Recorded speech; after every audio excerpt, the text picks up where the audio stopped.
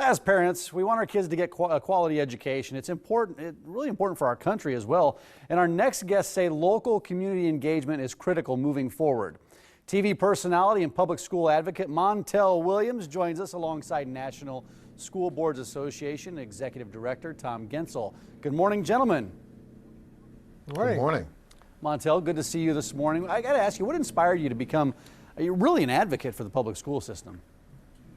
What people don't know is I've literally been an advocate for a public school system pretty much my entire life. I mean, I owe, I think, my entire professional existence to the foundation that was born in a school called Andover High School in Linthicum, Maryland.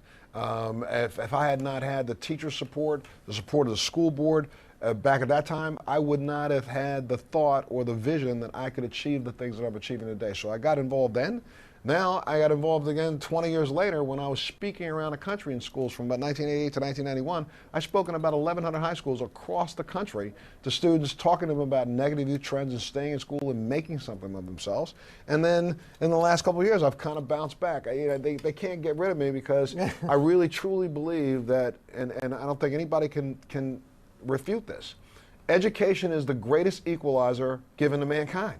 And if we employ it, we use it, and we give it to our children, I think every one of them has an opportunity for a bright and shining and prosperous future. And so I want to make sure that the kids of today and kids of tomorrow have the same opportunities that I had. Yeah, I'm a public school product as well. In Omaha here, we've got great districts. Dr. Gentzel, how does the NSBA help local school boards, though? That's one of the things we want to address this morning. Well, I do want to make sure everybody knows what a school board is. And I don't, just because I find a lot of people don't understand that. These are typically elected officials at the local level who are unpaid. And so this is community service, and it requires them to make some very difficult decisions, often about budgets and allocation of resources, all those good things. And what's important for us is that we have strong school boards and we have strong community ownership of public schools, because public education, first and foremost, is a community enterprise. And so it needs effective leadership. The Gallup poll last year, Gallup's a good Omaha company out there, they found that the support for school boards to be in the lead about making decisions about public education stronger now than ever before, frankly. So our work is to advocate on their behalf, provide good information to school boards and their state associations of school boards so that they're in a role where they can lead this discussion about public education. And Mike, just like you said, we've got some great districts here in Omaha. Well, guess what? There are great districts all over America. Of course, you can find an example to point to and say that this school is failing and that school is failing. But across the board, 80% of our workforce is educated in our public schools, and they've done a really good job. Now it's time to make sure we shore them up and give them the tools they need to continue to do this. And also start to tell some truths, because when you have a conversation about schools these days, you start to hear things, well, I don't want my child to go to public school. 50% of people drop out. They can't learn. They're learning at an 8th grade level. We had somebody earlier today say, well, most of Americans read at an 8th grade level. That's not true.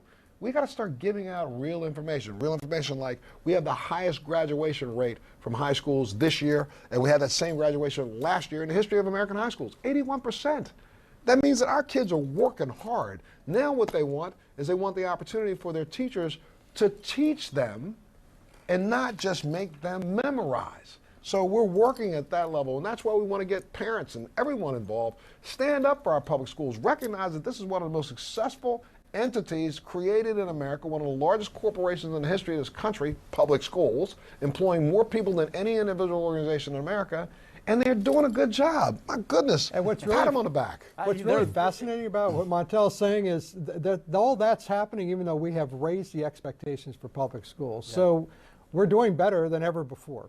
This is a great talk, guys, and you guys hit the nail on the head. You've got to participate in this process here. Where should we direct our viewers to go for more information? What's the website again?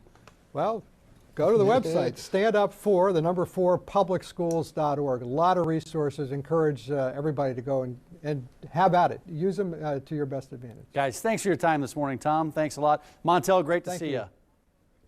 Good to see you too, sir. Thank you so much. You betcha. Mary, over to you.